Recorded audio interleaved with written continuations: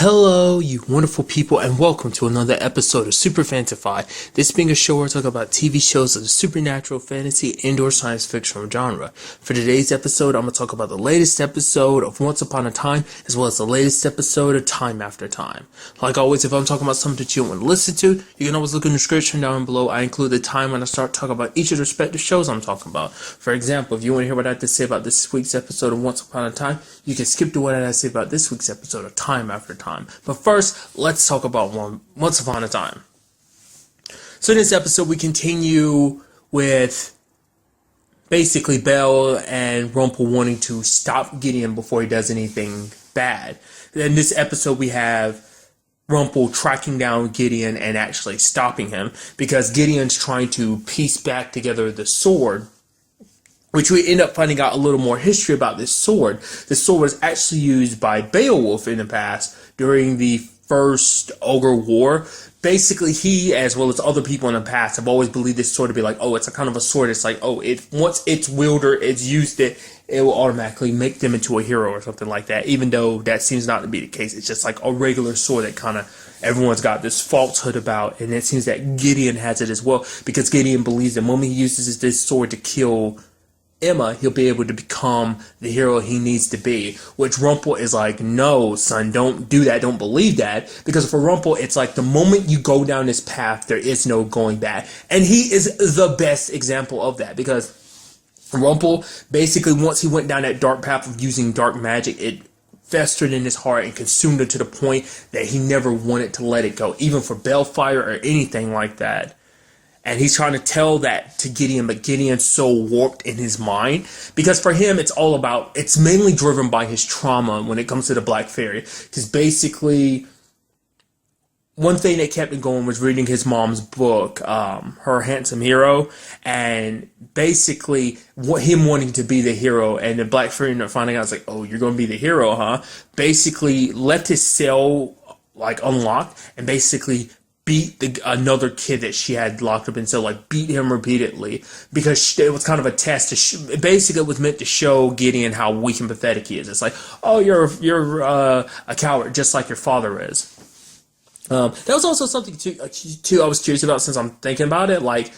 It doesn't seem like Gideon knows much about his dad. I mean, granted, it seems like the Black Fairy obviously went out of her way not to really talk about him or anything like that, but the fact of the matter is, it seems like he doesn't really even know that much about his half brother either. This episode is probably the first time he's ever really heard anything about Bellfire before. Which in this episode we do hear a story of obviously it was kind of interesting because these are probably the earlier days when he became the Dark One. The fact of the matter is, a lot of people at first they're kind of celebrating because it's like, oh man, you stopped the Ogre War. The fact is you killed all the ogres when no one else could, because Beowulf was one of the last people in the battlefield. He was trying to no, I'll do this, I'll fight.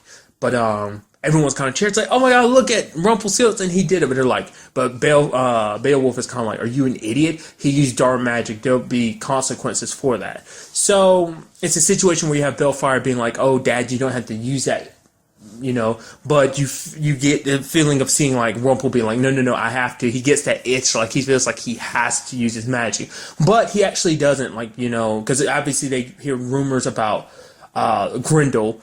So, he wants to not use his powers, so not to be tempted, he gives the dagger over to Bellfire. And I love the twist, Once Upon a Time doing its twist. There actually is no Grendel. It's actually Beowulf. He's hurt all these people for the purpose of drawing out Rumpelstiltskin and trying to stop him. But the fact of the matter is, no one would actually believe him, because everyone is no matter what you do, no, why would anyone believe you over me? The fact of the matter is, people more so than anything are scared of you, because it's yeah, you could say oh, I faked everything, but they won't believe you, because it's they already have some slight distrust of you, because they already look at you as a scary monster, because they're oh, everything that you did against the ogres, being able to wipe them all out in an instant. It's maybe some thoughts will start flowing into their head, being oh, what's to stop you from doing the same thing to them? So I was like, wow, I like the twist of just making him into like a complete and utter douchebag in the sense of like his pride was hurt because he's spewing all this stuff of like, oh, the fact of the matter is he used dark magic and stuff like that, which I was like, okay, I can understand his reasoning for being a little hesitant because their magic always comes with a price, especially dark magic.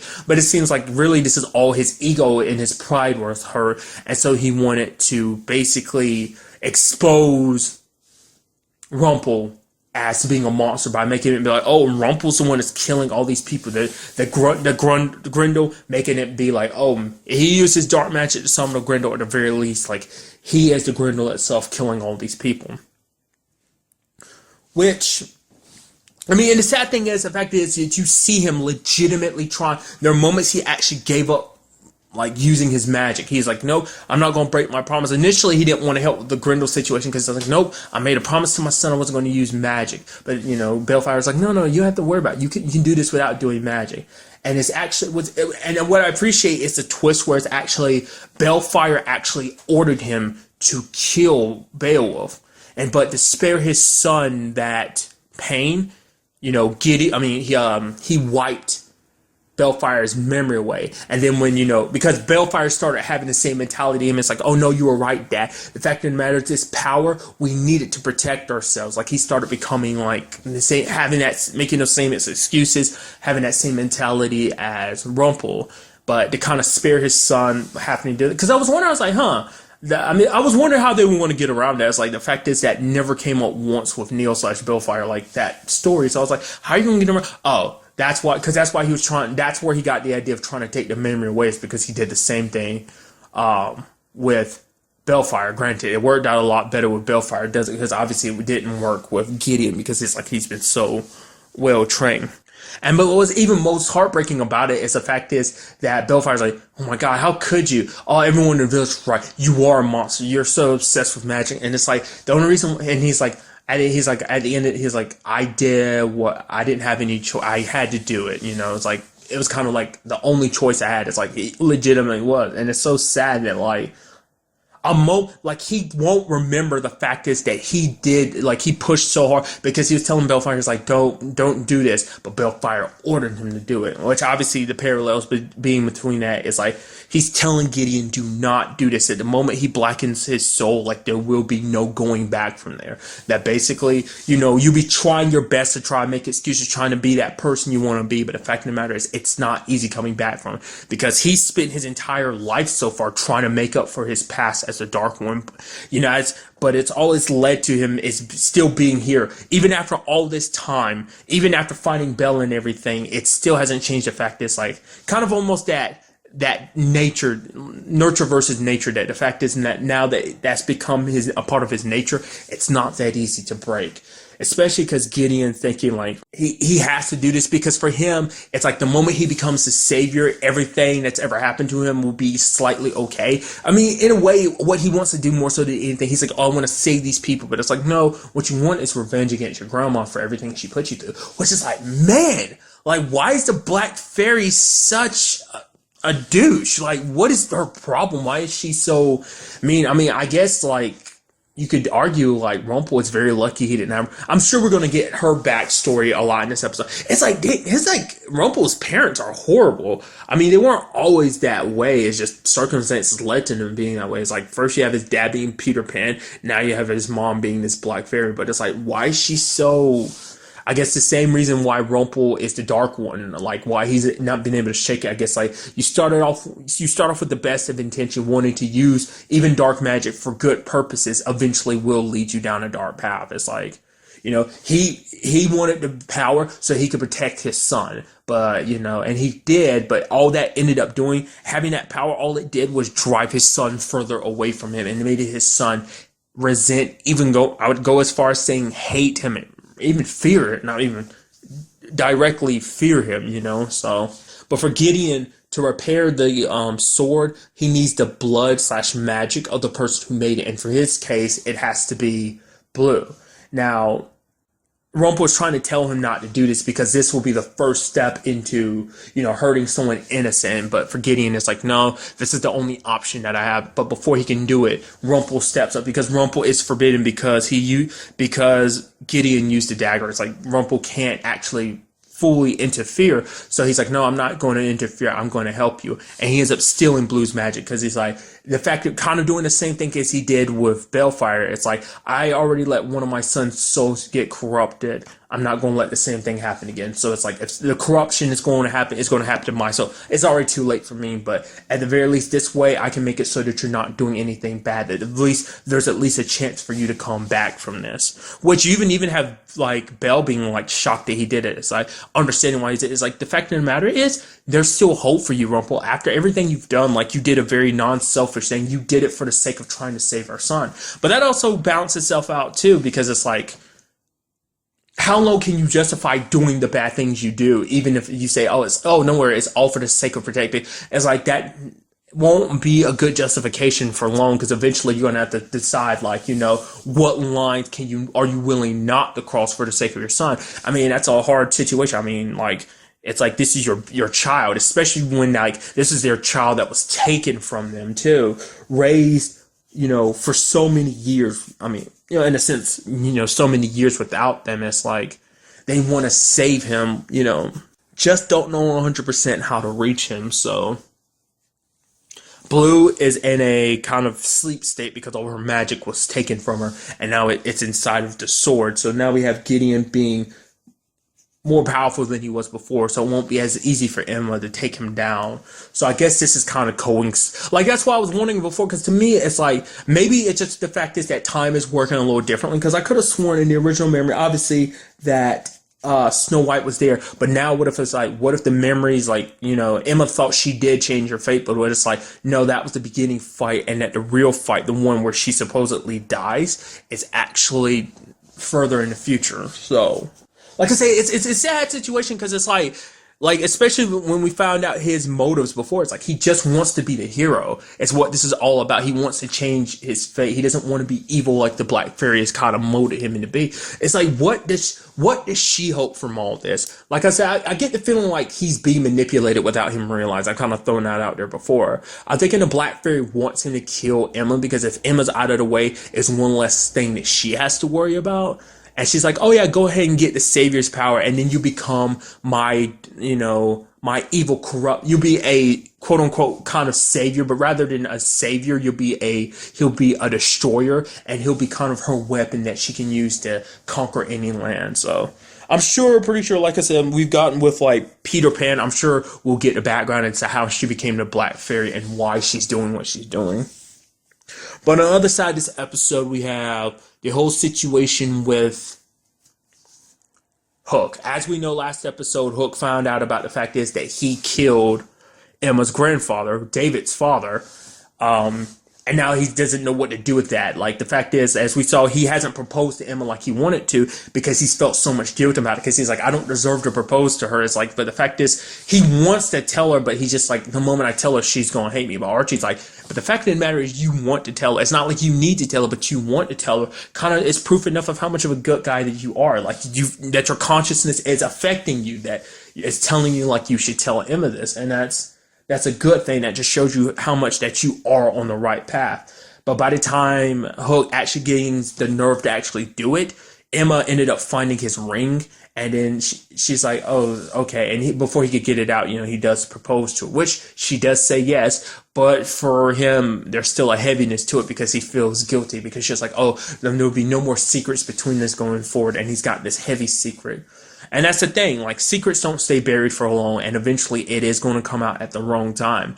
I mean, granted, like, the one who brought this all up is the evil queen, and, I mean, obviously I'll kind of get back to it, but I'll go ahead and admit the fact that she is back and everything, so that does kind of, in my mind, think, like, she's going to be the reason why that kind of, like, comes up again, because she's going to be the one that's, like, because obviously that's the evil queen's thing, to kind of manipulate people and make stuff come up, because she's the one that presented the whole idea to David from the first place. So she probably knows a lot more about it. She'll probably, like, at the most inconvenient time bring up the fact that, oh, what about Killian? He's the one that killed your dad. Wait, what? Killian, is this true? And it just, things fall apart.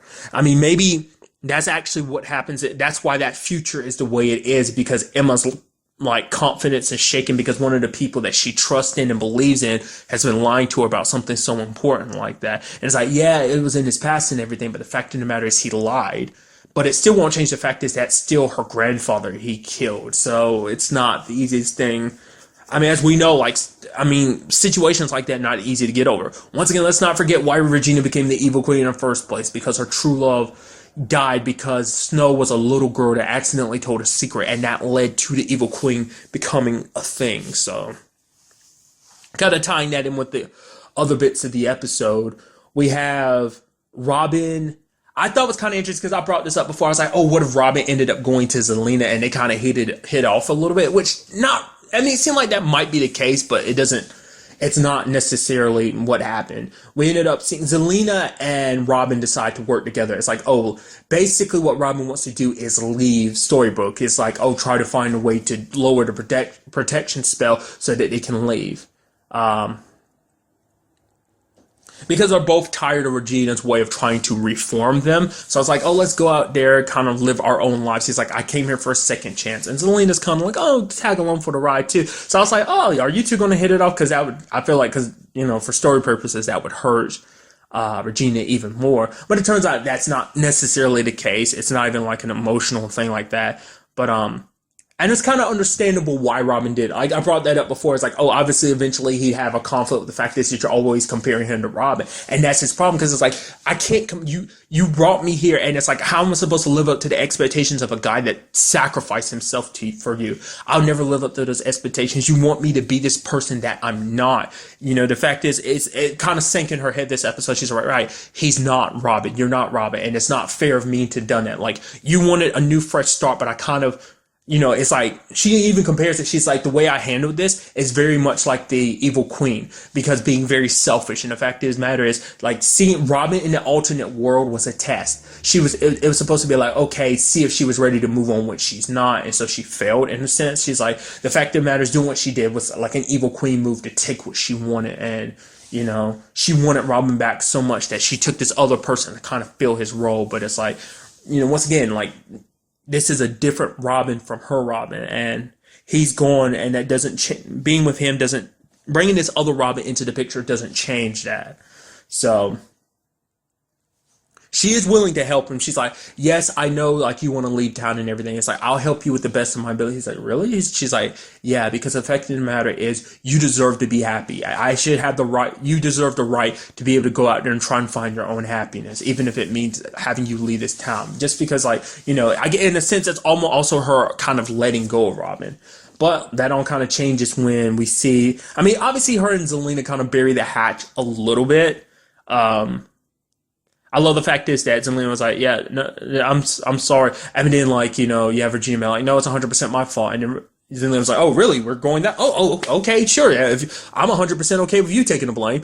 But the evil queen got away. I was curious to see how that would turn about. And then it's like, we see her and Robin are together, and she's like, oh, Robin, I could show you that there's a lot more to Storybrooke than you think it is. So it's like, so we're going to end up having Robin and the evil queen hook up, which will spite Regina even more, because it's like, not only is she seeing the man that she loves, a guy with the same face, but he's in love with the darker side of her. Which is something that I feel like Regina is finally slowly becoming aware of. The fact of the matter is, becoming more accepting of the fact is that she can't get rid of her darker side, because that is a part of her. Like, that's what the whole thing about what the dragon was kind of depicting, is like, she has to accept that part of herself. It's like, yeah, that endless struggle between being good and evil, that's her battle. That's just, it's not an easy fight, and it's not meant to be one. It's supposed to represent, how the fact is, it shows you just how strong Regina is. The fact is that she's able to battle out, like, her dark side and let the light win, essentially. So, but now it's like, on top of, like, seeing your evil self being back, you also have to see her gallivanting around with the man that you love, which obviously this isn't the same Robin, so he's a little more willing to swing to the dark side. So I thought that was just kind of, like I said, I thought it was going to be him and Zelena. Never once crossed my mind, oh, him and the evil queen, especially because, like, he enjoys stealing from people, and it's like, I feel like they'll get along a lot well, because obviously, like, the evil queen, because she is part of Regina, she felt the same way when Robin died. So That's why I'm always kind of interested because like she is half of Regina, but she handles things a little differently. She compartmentalizes things differently because obviously Regina had such a big problem with Zelena because like she blamed her for Robin dying. Evil Queen didn't necessarily feel the same way. Like probably in her brain she thought the same way, but in her own way, in her own heart, she didn't feel that way. So the fact is that she can handle like that. I don't know. So it's some very interesting developments. I am very interested to find out what happens going forward. And now moving on to this week's episode of Time After Time. Some very interesting new developments we ended up learning. For one, we ended up finding out a little bit more about Brooke's motives, at least some of them. We ended up finding out that her reasoning for capturing John is his basically wanting to look at the way his brain works. Because it seems like in a sense like they're trying to learn how to remap the way people's brains work. Almost like a form of mind control in a sense of like you implant pieces of kind of another person's mind and kind of mix it with someone else's and kind of dictate what kind of person they are and the way they act and the things that they do. And it seems like John is kind of the perfect case study because it's like being who he is, being Jack the Ripper. Which I'm surprised he didn't take more. It's kind of interesting. The fact is that he doesn't revel in being Jack the Ripper because I mean, as we see that he does still struggle with it. He tries to pretend like, oh, he's 100% okay with it. But it's kind of interesting. Like the fact is, I would think because like she's like, oh, because he even brings it up. He brings up Brooke like, why? There are plenty of other serial killers you could have picked, but why particularly me? Because I guess because he's the most world famous one, he's the one that people don't really know that much about. And just the fact is him being who he is, on top of being a serial killer, he is a doctor, so he has a very powerful mind, I guess is one way. We ended up finding out too that apparently his mom apparently was a prostitute, which you have Brooke being like, oh, that makes sense, which is like, you know, on a psychological level, it's like probably like has some deep-seated mother issues, and that's why he kills prostitutes. I was wondering, like, I mean, it tends to be something like that. It kind of drives someone to be the reasons why he picks the particular victims, which I did that. And that's like I say, it's just like I don't know if they meant to be humorous, but he has those moments of like because he is so charming that I do kind of let my guard down a little bit. It's like that's actually a little funny when he was escaping from the place and he had stuck those two tranquilizers in that guy's neck and he was getting away and the guy like managed to follow him and grab him by the legs. He's like, good God, man, like come on, pass out already. And he was getting on top of John, but then he finally passed out and just had John be like, oh, thank goodness, almost finally. I just thought that was so interesting that was his reaction. Like, good God, man, pass out already. We also ended up finding out an interesting thing. I was wondering if that, like I said, last episode I was a little confused on who, obviously we really didn't see the conversation, like, the fact is they were kind of, like, I was like, okay, maybe Griffin's talking to Brooke, or maybe they're actually talking, maybe they're working together, or maybe they're separate, they're actually working for two different groups. Turns out that's not the case. They are in fact working together, because it turns out that they are brother and sister, because at first when Brooke shows up at the party, it's like, oh, Vanessa, that's interesting. Oh, your brother, of course. So that's what this is all about. Side note, Griffin's got some moves on him. The fact is he was handling, John a lot better. I mean, he was kind of kicking John's ass.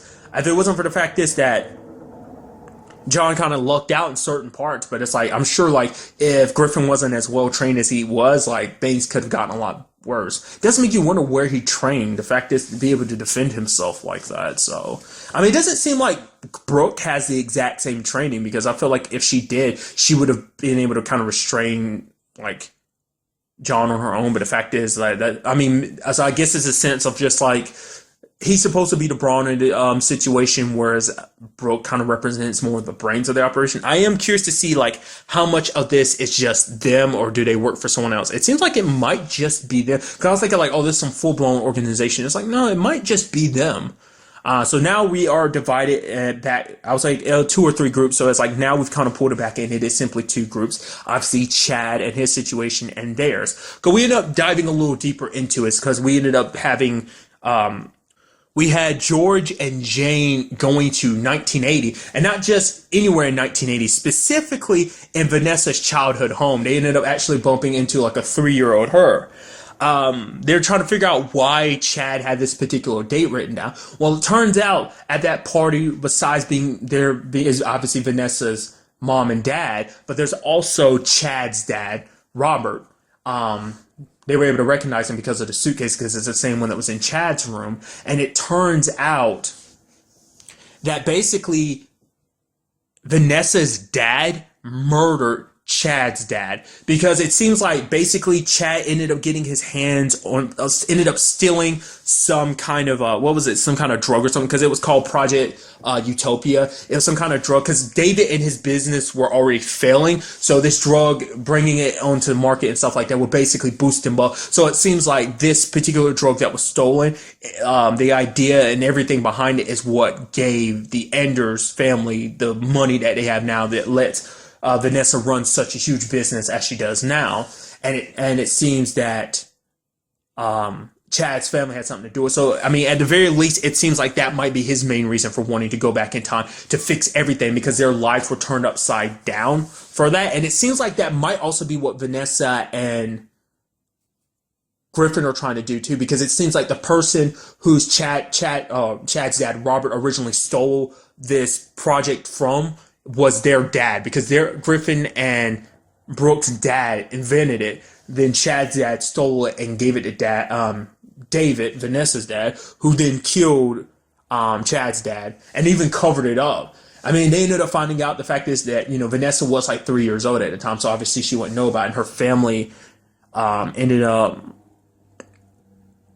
covering up, mainly that's, and he even goes, it kind of explains a lot why her family's so very charitable, like they did so many charitable things. It's because it was like, they're trying to cover up for that thing that they did. I mean, more so than anything, the one that did it was David, but I guess on some level, Vanessa's mom had to have known, especially under the circumstance of like, she ended like right after the murder, because she saw, George and Jane leaving the garage, and then she's like, oh, what's going on? And they run off, and then you have David like following after them. So she probably knew. He probably needed her help to cover up. I mean, maybe she was completely in the dark about it. Maybe he was able to keep it hidden from her all this time too. But it's definitely a situation where Vanessa doesn't know, which has to affect her in a very interesting way, because it's like, obviously she doesn't know, which they kept quiet about it because they wanted to make sure they knew a little bit more before they went telling her about it. Because it's like, well, what's the whole point of like kind of destroying her image of her parents? Because she was even super excited. She's like, oh man, George, you went back, you saw my parents. This way you got to meet more of your family, which is kind of sad, because it's like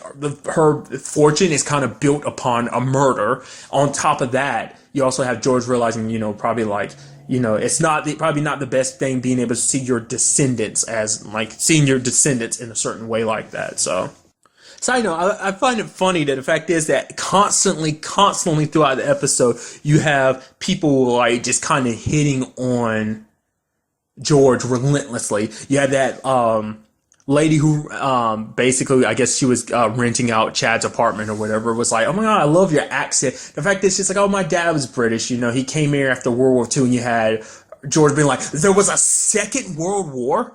That, and then there was also that lady Bethany at the party in the 80s who was like the gossip queen. And the fact is that she's like, oh, I'm married. It's like, oh yeah, my wife Jane is sitting right here. Well, Angelina, because she was Angelina, he was Brad. But that's some very interesting developments. It does seem like that might be their main reason for doing everything. It's a sense of trying to it seems like for both families that might be the case. I mean, in Chad's case, it's more so than anything the fact is that his dad died because of Vanessa's family. So obviously they hold some animosity there. But it seems like it might be a lot more to that. I mean, it might be the same thing as Griffin and Brooke, because it seems like for them it's all about changing history. The reason why they want the time machine, because it's like everything that the Enders have should be theirs, because it was originally their father's invention. So it's like all that fortune, fame, like everything they own should be theirs. So that's what this is all about,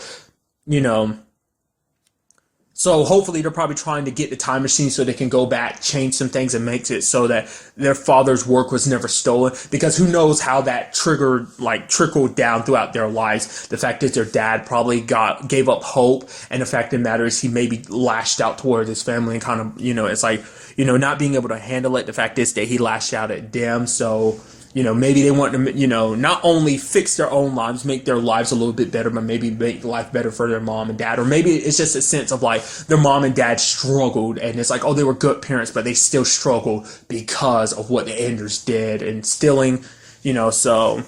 Because obviously, like I said, we do know, because the question is still, how do they know what they know? Because I was wondering, is it going to be a situation where it was like David saw like Jane, I don't know how to keep doing that. Jane and George using the machine. I don't think that's the case. No, it's not the case because he didn't see them before they left. But it's like, how did they all know about time travel? Did they come up, like, obviously, like, is it the same situation as with, Vanessa, that she ended up bumping into George? But it's like, how would you know everything to the extent that they do know now? Like, the fact is, when they would pop up, who they would be exactly. It's like, what is so bad in the past that, obviously this seemed to be the big point, but maybe there's a little bit more to it. Like I said, the whole project being stolen in the first place is probably the catalyst that kind of put this all into motion. But it's like, something must have happened that hasn't happened yet. It has technically already happened because it played everything up to this point, but maybe eventually at some point George and most likely Jane with him end up going back in time to try and stop things, but things don't go exactly well because it's all about preserving the timeline.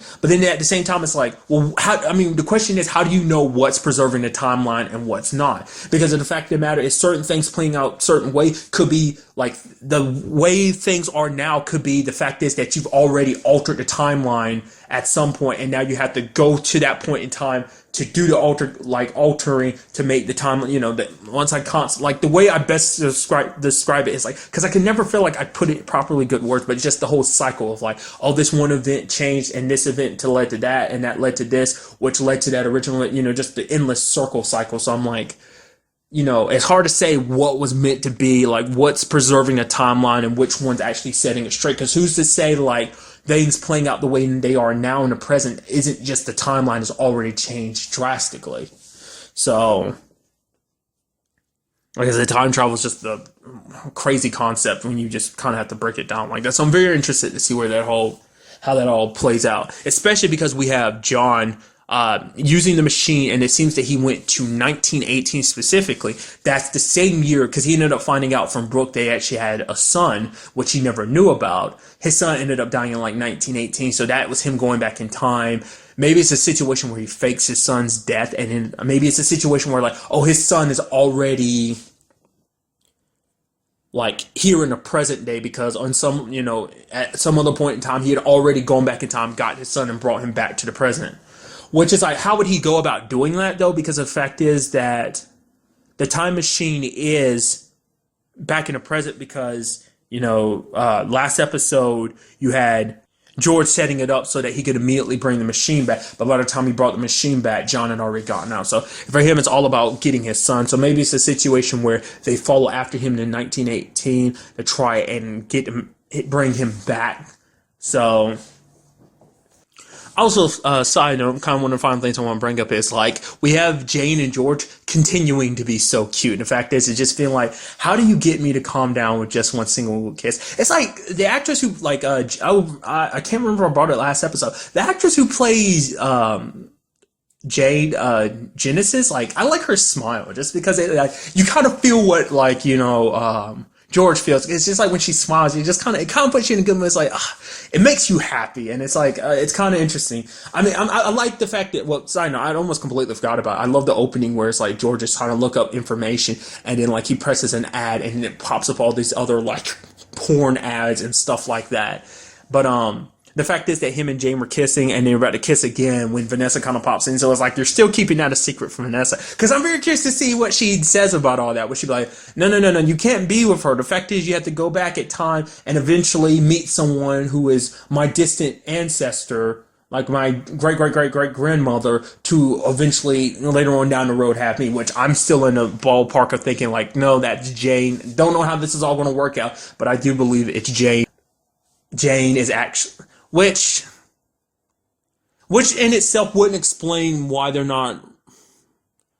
I don't know. That went time travel. I literally had a whole like thing back and forth in my head just now, and just like I literally had to give the audible answer of time travel. I'm not going to go into it. Why? Because I'm just going to get confused, and my thoughts are so convoluted, and it's like hard to express them. It's like it makes sense in my head, but it's like I can't exactly form the words to kind of put it in a like vivid picture for you guys. So I do apologize about that. It's just some random stuff in my head.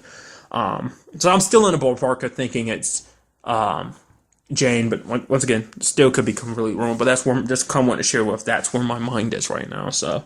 But overall, a very good episode. I'm very interested to see where these new developments take us next time. But really, that's all I want to talk about in this episode. Till the next time we meet, be happy, be safe, live life to the fullest, and enjoy it. Good day and goodbye.